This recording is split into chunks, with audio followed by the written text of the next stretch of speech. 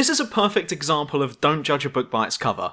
Have you ever played a game that seemed to be your sort of thing when you read the reviews and heard the premise? Then you play the first section and you're like, okay, yeah, this seems like it's going places. You have my attention. Only for the game to then pull down its pants and wave its crotch in your face while going, way, f*** you! Ladies and gentlemen, I give you the counsel. While the council gives you the middle finger. So here's why this game got my attention in the first place. It's an indie title, which means it's either going to be the next best thing or something we don't talk about anymore. It's an episodic mystery game with an emphasis on puzzle solving, dialogue choices, and with a dash of the occult thrown in there, with the reviews for the first couple of episodes being quite high. Now, I love me some mystery stories, I like conspiracies in my games, I like a bit of the occult having somewhat of an interest in it IRL, and also I love me some history, since this game is set in the latter half of the 1700s. So far, we're ticking a lot of boxes. Sounds good. And you know what? To begin with, this game is pretty good. It's a little slow to get going, but there's definitely clear signs that this plot is going places, so strap yourself in and enjoy the ride. But before we get to why I'm obviously very, very disappointed in this one, let's go back to the start and let me explain the premise of the game for you. This game takes place in 1793. You play the part of Monsieur Louis de Richet. Nailed it! A member of a secret society that's got some sort of obsession with hoarding occult objects, and has gotten his mother involved in the hobby as well. Though, now that you mention it, and by you I mean me, I think it was his mother who got him into this line of work rather than the other way around, but whatever. Anyway, shortly after the beginning cutscene where you and Mother Dearest do an Indiana Jones and bust out of a kidnapping situation whilst both being tied to a chair, your mother ups and fucks off for God knows how long, leaving poor old Louis worried sick, though not sick enough to turn the Frenchman's accent from American back to French. Your Eminence, with all due respect, I prefer to keep my reasons for coming here to myself. But luckily for Louis, he's been invited to a party on a private island owned by a prestigious English nobleman, so a good opportunity to forget they even had a mother, I suppose. And since there's a whole load of Mason shit going on this island, and you happen to be into that kind of kink, you go right ahead and join in the revelry. Oh, and this dude who's hosting the shindig knows where your mother is, so yeah, that's another reason why Louis is going there, and not just to get drunk and maybe get involved in a satanic orgy or whatever it was high society did to while away the winter evenings back then. Anyway, Louis arrives on the island and is introduced to the guests, some of who are made out by the game to be really famous and influential people that we've all clearly heard about, such as Duchess Emily Hillsborough, famously known for being close to the British Crown. And of course, a man who needs no introduction at all, it's His Eminence Cardinal Giuseppe Piaggi! As I'm sure you'll all remember from being the legate to Pope Pius VI, no less. No? You've not heard of these people? What? I'll be the judge of that. How could you not have heard of them? They're like the most famous people from the time. No one was more important than them at the end of the 1700s. But aside from these giants of history who you've clearly never heard about, the rest of the island's guest list is unfortunately made up of nobodies that didn't even leave a mark on history at all. In fact, there's almost no point in mentioning them, but just to give you an example, so there's this one guy there called George Washington, I think. He hasn't really done anything and probably won't make it into the history books.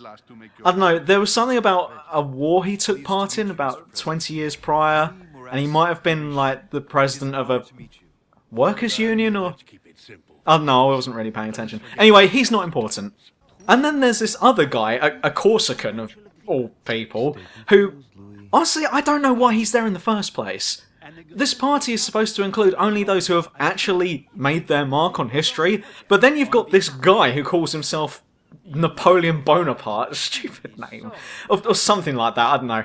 And this kid's literally done nothing, yet some people there make him out to be this big and upcoming dude, like, I know he hasn't done anything yet, but you just wait. I've got a feeling this kid is going places. And then he just replies with, Louis, don't mind him. Oh, look at me being all modest. Oui, it is me, Napoleon Bonaparte. I'm just starting out my military career, you see. Not that early conquered most of Europe yet. Oops, spoilers. Anyway, monsieur, enjoy your stay. Having said that, I did find it funny when I was asked about my thoughts on the French Revolution, while both Napoleon and Jacques Perrot were standing right there, and I had to answer, yes, I think mass murder is good. It furthers the cause and means less people to feed. But remember, you're not here to nobble the rich. You're here to find your mother, and it just so happens that Louis is an excellent detective.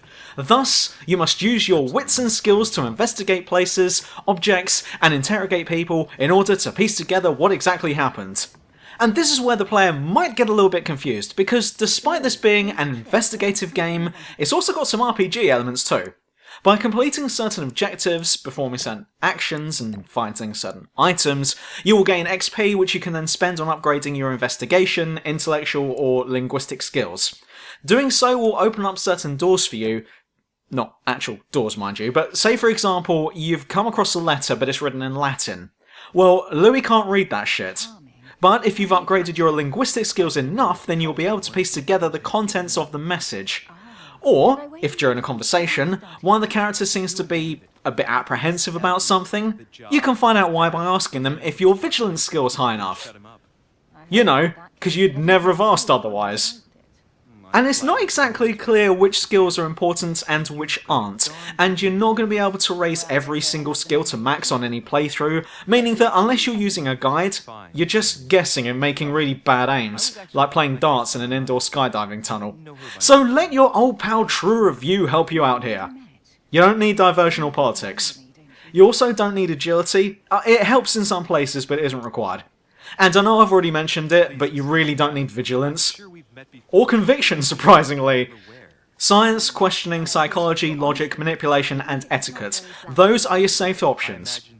And if you've got any spare XP flying around, then I suppose you can throw it into a cult or some shit.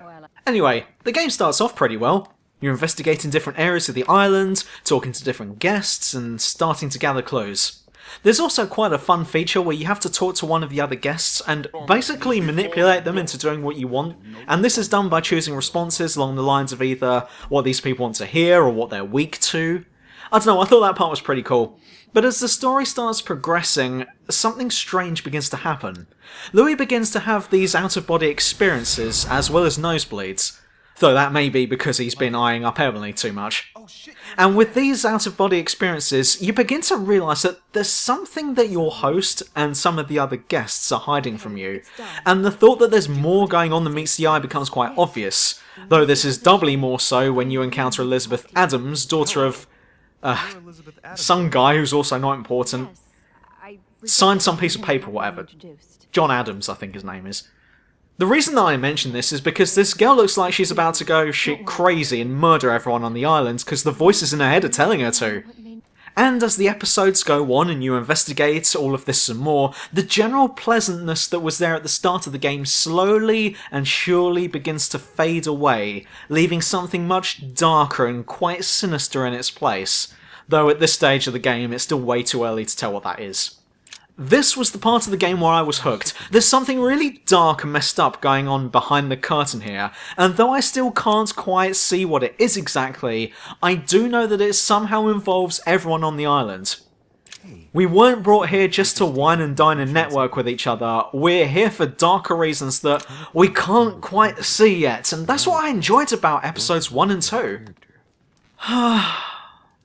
Then episode 3 rolls around. For those of you who don't like spoilers or are planning on playing this game and would rather experience it as fresh as possible, then why did you click this video? But best to stop watching now if that's the case. If not, then I'm not waiting any longer, so here goes. So, at the beginning of episode 3, you find your mother down a well on the island and she explains something to you. Remember those out-of-body experiences you've been having? And remember how well you seem to be at getting people to do what you want? Well, there's a reason for that. No, it's not because you've been leveling up like a good little boy / girl. No, it's not because Louis just really wanted to see his mother again. No, it's actually because of something far more simpler to understand. It's because of demons. If Mortimer has all of them in his possession, it's not... Seriously? No, you heard me right the first time. It's because of demons. Half of the cast on this island are demons. Mortimer is a demon, Sir Holm is a demon, hell, you're even a demon yourself. The reason you've been able to get so far through the game as is because you have supernatural powers. Oh, and you're also immortal. Mortimer, oh that's the host of this little soiree by the way, is even your father, having banged your mother a while back. Though since she's not a demon, you're half demon I guess? So yeah, at this point the story blows its overly ridiculous load and the whole thing just becomes really silly after this point. There's a few scenes where you get to go into alternate dimensions, there's offers and bargains with other demons, and despite the focus originally being, oh, spoilers again, about creating a new world order from the shadows like with the Illuminati but made up entirely of demons. No, that's literally how the pitch meeting went by the way. Eventually we move away from that and more onto the lines of, well, we're better than humanity, so let's just rule them. We might as well, since we're demons. And this is why I felt that this game let itself down. Had the plot twist been that Mortimer et al. Were part of a secret society that were trying to summon demons, and this was creating a tear in reality on the island for some spooky stuff to leak out, all the while we're looking for our mother who might be the main sacrifice or something, then that would have been way better.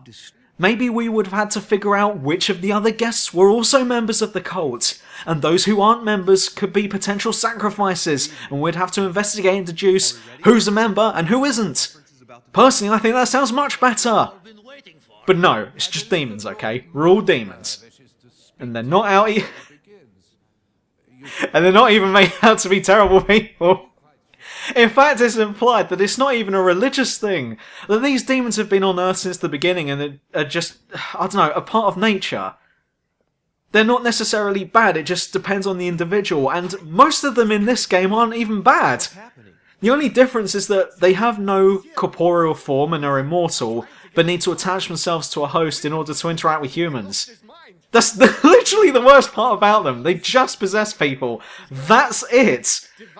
Now you may be asking yourself, what has George Washington and Napoleon Bonaparte have to do with demons?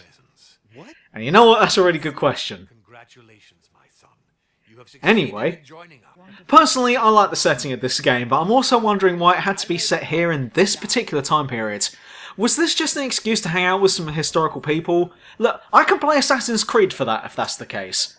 Also, why did these characters have to appear? They don't really add anything to the story. The only characters who matter in this story are you, your mum, no that wasn't an insult, Mortimer and Sir Gregory Holm. Oh, and Volner at one point, but not for long.